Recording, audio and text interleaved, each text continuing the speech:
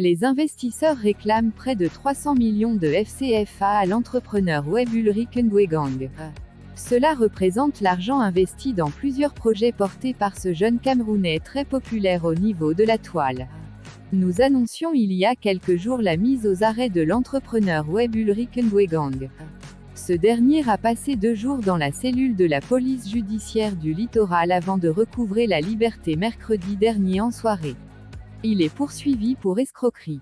Il a levé plusieurs montants auprès des investisseurs pour plusieurs projets. Il s'agit notamment de l'Institut de l'Art Oratoire, 11 millions de francs CFA, l'argent a été levé en 2019. Le projet Un Média, 66 millions de francs CFA, ici aussi c'est en 2019 que l'argent est levé. Toujours en 2019, l'on parle du projet AgroEnergy, 40 millions de francs CFA. Il y a enfin le projet Optimum Travel, 180 millions de francs CFA, l'argent est levé entre 2022 et 2023. Il a acheté un terrain à Kribi, investi dans la société de BTP.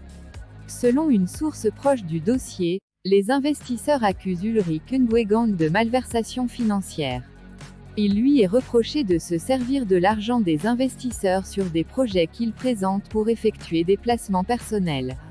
Il a acheté un terrain à Kribi, investi dans la société de BTP de l'un des membres de sa famille, ouvert un restaurant La Petite Villageoise à Douala, à quoi avec l'argent des investisseurs du projet AgroEnergy, dénonce ce dernier. Pour ce qui est de la levée de fonds du projet de l'agence de voyage Optimum Travel, il a levé un peu plus de 180 millions FCFA.